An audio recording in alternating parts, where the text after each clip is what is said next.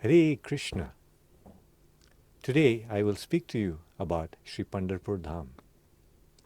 His Holiness Lokanath Maharaj says, throughout the provinces of India, the Supreme Lord is worshipped in various forms.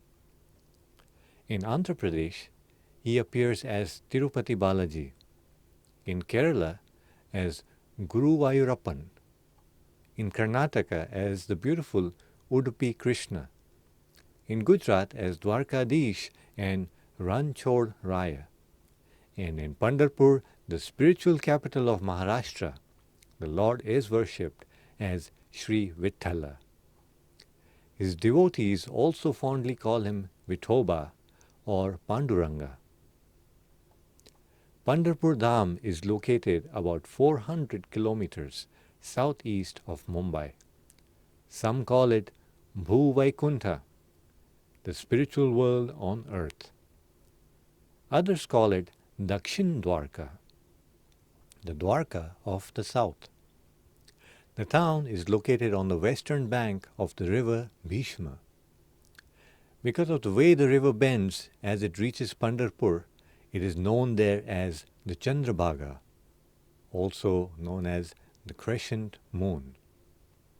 For the devotees of Vitthala, this river is as holy as the Ganges. Pandharpur Dham, Ami Jato Amcha Gava. I am returning back to my own village. Tukaram Maharaj went to Vaikuntha in the self-same body. Everyone thought that he will come back, but he never returned. Then all of them came to know that Amcha Gava refers to Vaikuntha. Tukaram always referred Pandharpur as Bhu-vaikuntha. Pandharpur is also referred as Nad Brahma, the place of musical kirtan. Most of the references here are from the pages of His Holiness Lokanath Swami Maharaj's book about Pandharpur, Bhu-vaikuntha Pandharpur. Now we'll move on to the story of Lord coming here, which is in Pandharpur Dham to meet Pundalik.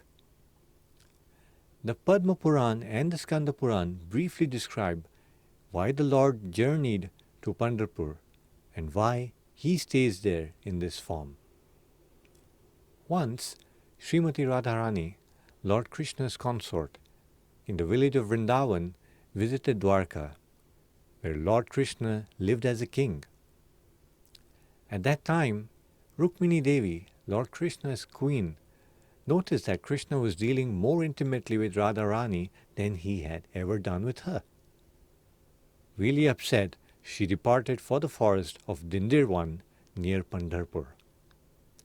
Lord Krishna followed Rukmini to apologize, but his apology left her unmoved. So the Lord moved on to Pandharpur to visit one of his devotees, Bhakta Pundarika, now popularly known in Maharashtra as Pundalika. Lokanath Maharaj mentions in his book that Pundalik, in his young age, never looked after the needs of his father Janudev and his mother Satyavati.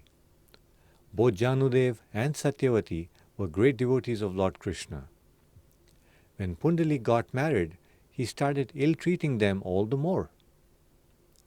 Tired of his tyranny, the parents decided to head for Kashi, which is in Varanasi. It is said that those who die in Kashi attain salvation and liberation from the cycle of birth and death. This is still believed even today, and many people travel there when they feel their end is near. Hearing his parents' plans, Pundalik and his wife decided to join them. His treachery continued so much that he made them walk throughout the journey while he and his young wife rode on a horse. On the way, they came across the hermitage of the great sage Kakut Muni. Tired of the long journey, the group decided to spend some days there. That night, Pundalik lay awake and witnessed something remarkable. Just before dawn, he saw a group of beautiful young women dressed in dirty clothes enter the sage's hermitage. they did chores like cleaning the floor, fetching water, and washing the sage's clothes. After that, they went to the prayer room, and when they came out, their clothes were spotlessly clean, and they disappeared. Pundalik wasn't alarmed seeing this, but rather he felt at peace. He kept thinking about the incident the following day. He wanted to be sure that he was not dreaming but had truly witnessed such a glorious incident. So he remained awake again. But this time he got closer and decided to speak to the women. "Who are you all?" The reply came, "We are Ganga, Yamuna, and all the holy rivers of India. People take a dip and bathe in us to wipe away their sins. The impurity of their mind, body, and souls make us dirty. That's why you see our clothes in such filthy condition." Pundalik was amazed with their answer. "But you are the biggest sinner of all because of the way you treat your devotee parents." This was a rude awakening for Pundalik. He realized his mistake and changed his ways. He served his parents well and looked after all their needs and comforts. Seeing Pundalik's sincere devotion and service towards his parents, Lord Krishna was extremely pleased. When the Lord reached Pundarika's ashram, Pundarika was serving his elderly parents.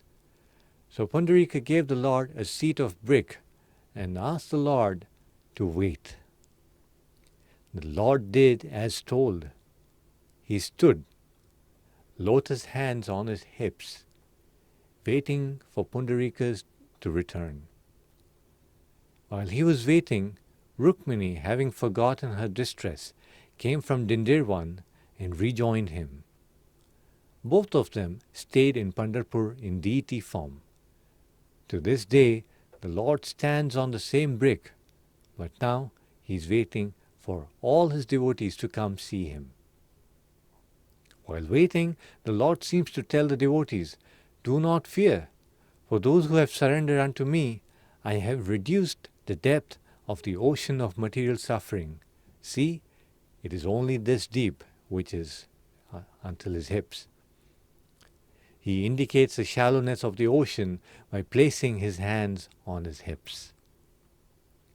Elegantly dressed in yellow and other colors, Lord Vitthala wears around his neck a Vaijayanti garland and tulsi, whose aroma permeates the Darshana hall and the surrounding area. His right hand holds a lotus flower and his left a conch shell. On his chest he bears the mark of Brigu's foot. His ears are decorated with shark-shaped earrings, and on his forehead, beneath his crown, is a broad mark of tilaka. The Lord's smile irresistibly enchants his devotees. Each pilgrim who approaches him gets a glimpse of his peaceful, smiling face and considers this the perfection of life. Pundalik Temple. There is a Pundalik Temple, and it is about half a kilometer from the Vitthala Temple. This temple marks the spot where Pundalika, the Lord's devotee, spent the last years of his life, and also is place of his samadhi. It is on the river bank of Candrabhaga. Who was Pundalika in his last life?